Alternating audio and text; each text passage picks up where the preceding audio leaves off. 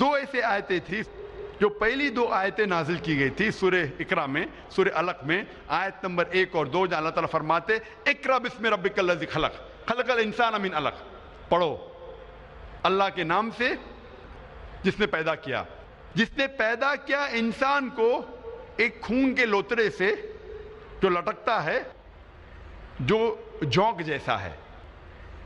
علقہ کے 3 معنی ہیں، ایک معنی ہے خون کا لوتڑا، ایک معنی ہے لٹکنا، اور تیسرا معنی ہے کہ لیچ لائک سبسٹنس، اردو میں کہیں گے جوک۔ تو پروفیسر کیت مور نے کہا کہ میں نہیں جانتا ہوں کہ ایمبریو، بچہ جب ماں کے پیٹ میں پیدا ہوتا ہے، ایمبریو وہ جونک جیسا لگتا ہے کہ نہیں۔ تو پروفیسر کیت مور نے اپنے لیبارٹری میں ایک پاورفل مائکروسکوپ کے اندر ایمبریو کو دیکھا، اور سائیڈ میں اس نے جوک کی تصویر لی، اور وہ چونک گئے کہ آپس میں کتنے آئیڈینٹیکل تھے، وہ یکساں تھے۔ پروفیسر کیت مور کو تقریباً 80 سوالات پوچھے گئے تھے قرآن اور حدیث میں، جتنے بھی ایمبریولوجی کے بارے میں حدیث تھی اور آیتیں تھے، ان کو پوچھنے کے بعد پروفیسر کیت مور نے کہا اگر آپ یہ سوالات مجھے 30 سال پہلے پوچھتے، یعنی آج سے تقریباً 60 سال پہلے، تو شاید میں 50% سے زیادہ جواب دے نہیں پاتا، کیونکہ ایمبریولوجی ایک میڈیسن کا نیا برانچ ہے جو ابھی وجود میں آیا اور ابھی اس کے اوپر تحقیق ہو رہی ہے۔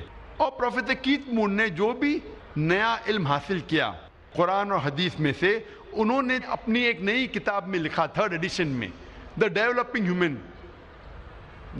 ہیومن ایک کتاب ہے جو ہم میڈیسن میں پڑھتے ہیں فرسٹ ایئر میں، اور اچھے مارکس حاصل کرنے کے لیے ہم کیت مور کی کتاب پڑھتے ڈیولپنگ ہیومن۔ تو انہوں نے 3را ایڈیشن لکھا اور یہ نیا علم جو حاصل کیا اس کے اندر ایڈ کیا، اور الحمدللہ اس کتاب کو سب سے پہلا انعام ملا اس سال، سب سے بہترین کتاب جو ایک لیکھک نے میڈیسن کے بارے میں لکھا ہو، اور اس کتاب کا ترجمہ کئی زبانوں میں بعد میں کیا گیا ہے۔ اور پروفیسر کیت مور نے کہا کہ مجھے کوئی شک نہیں، کوئی بھی مجھے اعتراض نہیں ماننے کے لیے کہ یہ قرآن مجید خدا کے طرف سے ہے اور محمد صلی اللہ علیہ وسلم اس کے پیغمبر ہے۔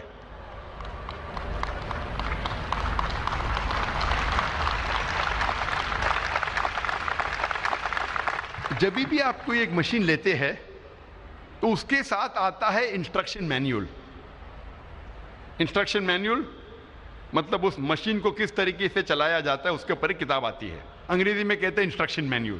مثال کے طور پہ اگر آپ DVD پلیئر خریدیں گے تو DVD پلیئر کے ساتھ آئیں گا انسٹرکشن مینیول، ایک کتاب دی جائیں گی آپ کو جس میں لکھا گیا کس طریقے سے اس مشین کا استعمال کیا جانا چاہیے، اور اس میں لکھا ہے اگر آپ کو DVD پلے کرنے کا DVD ڈالو اور پلے کا بٹن دباؤ، اگر فاسٹ فارورڈ کرنے کا ہے تو FF بٹن دباؤ، سٹاپ کرنے کا ہے تو سٹاپ کا بٹن دباؤ، سکپ کرنے کا ہے تو سکپ کا بٹن دباؤ، اونچائی سے مت گراؤ نہیں تو ٹوٹ جائیں گی، پانی میں مت ڈالو نہیں تو خراب ہو جائیں گی۔ یہ انسٹرکشن مینیول ہے۔ اگر آپ مجھے اجازت دیتے ہیں کہ انسان کو میں مشین کہوں تو آپ کو ماننا پڑے گا کہ سب سے پیچیدہ مشین دنیا میں وہ ہے انسان، اور جتنی پیچیدہ مشین اتنی ضرورت ہے انسٹرکشن مینیول کی۔ تو کیا اس انسان کے لیے انسٹرکشن مینیول نہیں ہے؟ جب چھوٹی مشین رہتی ہے تو انسٹرکشن مینیول آتا ہے۔ تو اگر آپ مجھے اجازت دیں گے انسان کو مشین کہنے کے لیے، آپ کو ماننا پڑے گا سب سے پیچیدہ مشین دنیا میں، کیا اس کے لیے انسٹرکشن مینیول نہیں؟ انسان کی آخری انسٹرکشن مینیول ہے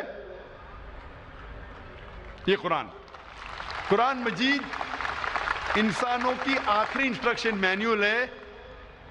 ہمارے خالق، ہمارے رب اللہ سبحانہ و تعالیٰ نے انسان کے لیے کیا بہتر ہے، کیا فائدے مند ہے، کیا نقصان دہ ہے، یہ انسٹرکشن مینیول قرآن مجید میں لکھی ہے۔ جب سب سے پہلی بار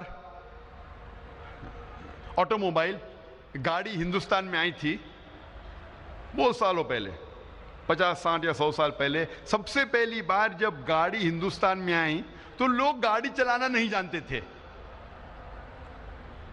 تو کمپنی کیا کرتی تھی، گاڑی کے ساتھ آپ کو ڈرائیور بھی دیتی تھی۔ جب گاڑی چلانا نہیں آتا ہے تو گاڑی کو لے کے کریں گے کیا؟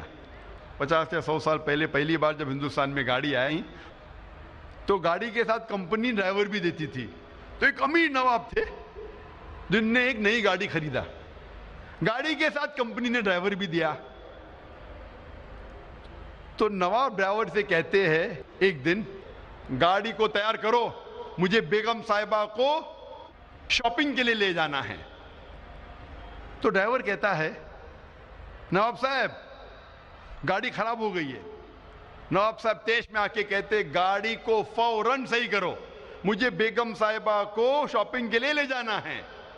تو ڈرائیور کہتا ہے کہ نواب صاحب گاڑی کو صحیح کرنے کے لیے مجھے 10 کلو شہد چاہیے, 20 لیٹر دودھ چاہیے, 30 کلو اصل گھی چاہیے اور 40 کلو رائس چاول, وہ بھی باسمتی چاول.